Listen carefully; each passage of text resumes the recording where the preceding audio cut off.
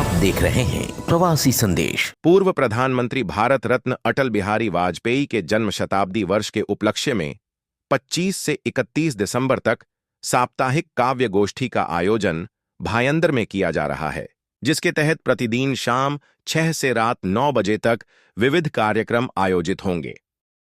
इस साप्ताहिक आयोजन का शुभारंभ बुधवार को जेसल पार्क चौपाटी पर दीपदान और काव्य गोष्ठी के साथ किया गया।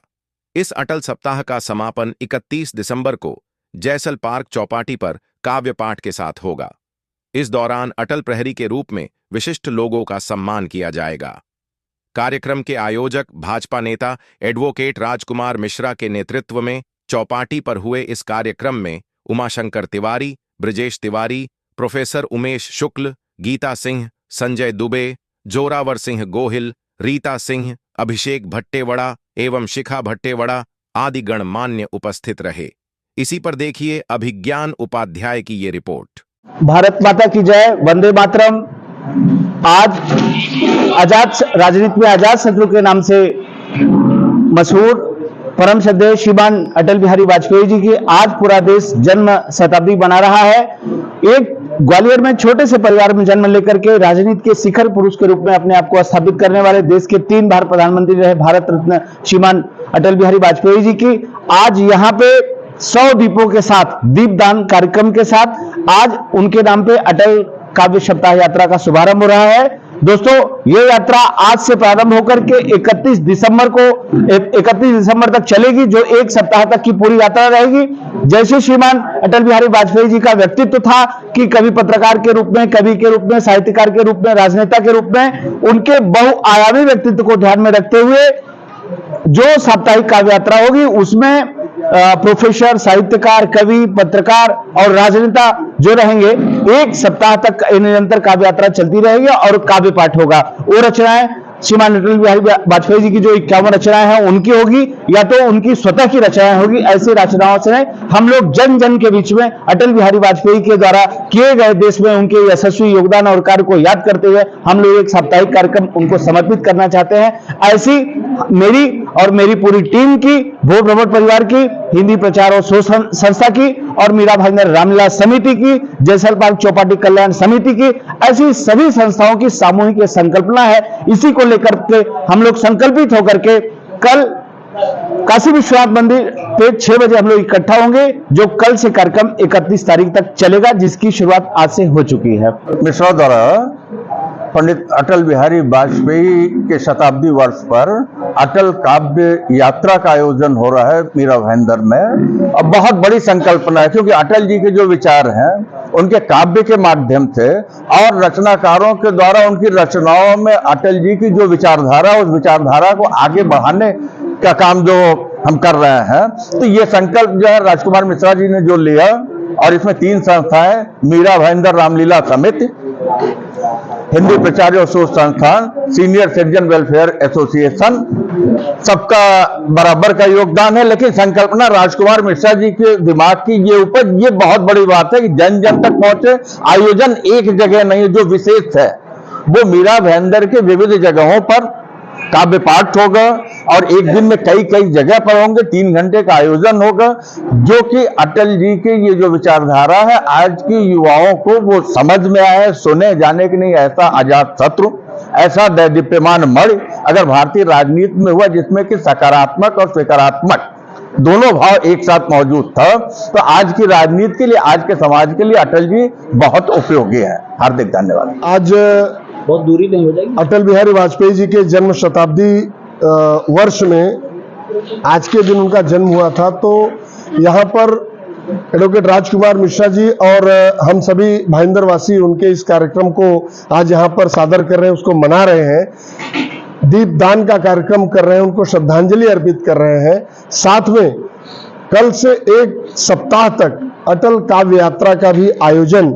एडवोकेट राजकुमार मिश्रा जी और यहाँ हिंदी शोध एवं प्रचार संस्था, यहाँ पे मीरा भाईंदर रामलीला समिति, भोर भ्रमण समिति, सीनियर सिटीजन वेलफेयर एसोसिएशन, सभी मिलकर, पूरे मीरा भाईंदर के लोग मिलकर आज इस कार्यक्रम को, विशेष तौर पर भाईंदर के लोग इस कार्यक्रम को कर रहे हैं। अटल जी का जीवन चरित्र, उनका व्यक्तित्व बहुआयामी रहा। बाल्यकाल से लेकर प्रधानमंत्री बनने तक के उनके जीवन की जितनी भी उपलब्धियां हैं, उन उपलब्धियों को आज की युवा पीढ़ी को, आज की जनरेशन को जानने और समझने की आवश्यकता है, क्योंकि उनका जो जीवन चरित्र है वो न सिर्फ प्राचीन है बल्कि वो आधुनिक भी है। उन्होंने हमेशा प्राचीनता और आधुनिकता को समायोजित करके अपने जीवन को उन्होंने जिया। उन्होंने जो कीर्तिमान स्थापित किए, उन्होंने जो कार्य किए देश के लिए, वो जानना आज की पीढ़ी को जरूरी है। तो आज के इस कार्यक्रम के लिए मैं एडवोकेट राजकुमार मिश्रा जी और उनके साथ प्रोफेसर साहब डॉक्टर उमेश चंद्र शुक्ल जी, उमाशंकर तिवारी जी, सभी पूरी टीम, मैं सबको बहुत हृदय से अभिनंदन देता हूं, बधाई देता हूं कि उन्होंने इतने बेहतरीन कार्यक्रम का आयोजन एक सप्ताह तक यहाँ के लोगों के लिए किया है।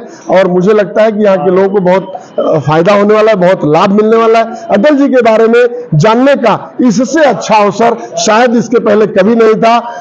तो आज ये अवसर है। सभी लोगों से मैं सबको आह्वान करता हूं, सबको मैं, कि वो कल शाम 6 बजे से अटल काव्य यात्रा के इस कार्यक्रम में काशी विश्वनाथ मंदिर पर इकट्ठा हो और अटल जी के बारे में जाने, सुने, उनकी कविताओं को सुने, उनकी कालजयी रचनाओं को सुने, ताकि उनके जीवन का अंधेरा मिटे, उनके जीवन में प्रकाश आए और वो भी देश और राष्ट्र के लिए कुछ कर पाए।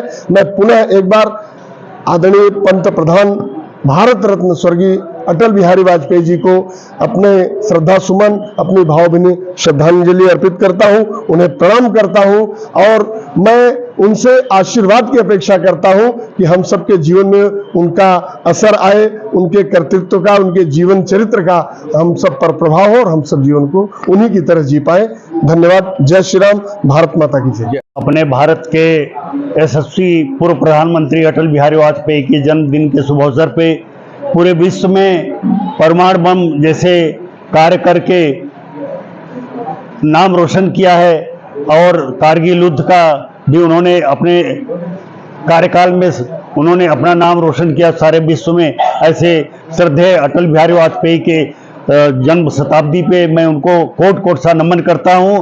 आगे ज़्यादा नहीं बोलता हूं क्योंकि समय हो चुका है। धन्यवाद। भावपूर्ण श्रद्धांजलि कार्यक्रम राजकुमार जी मिश्रा द्वारा रखा गया, जो सबको बधाई प्रभावित किया।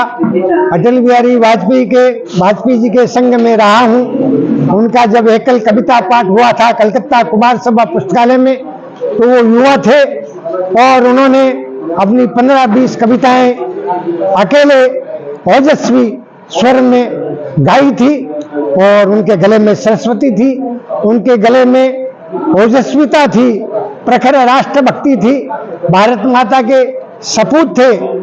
प्राय उनकी कविताएं और उनका भाषण सुनने दूर दूर से नागरिक लोग आते थे। उन्होंने परमाणु परीक्षण करके भारत को एक शक्तिशाली देश बनाया, गांव गांव को रोड और सड़क से जोड़ा, ऐसा सेवा कार्य किया और सभी पार्टियों को समन्वय तरीके से सौहार्दपूर्ण से साथ लेकर चलने वाले थे अटल जी। ऐसे अटल जी मेरे को बहुत प्रिय है और उनकी कविताएं मेरे को प्रिय है। उनकी आवाज में नहीं गा सकता, मैं थोड़ा थोड़ा अभ्यास करता हूं। उनकी आवाज में मैं कविताएं गाकर और सभी नागरिकों को सुनाऊं। भारत माता की जय। अटल बिहारी वाजपेयी जी अमर रहे। प्रवासी संदेश को लाइक करें, शेयर करें, कमेंट करें, सब्सक्राइब करें और बेल आइकन जरूर दबाएं।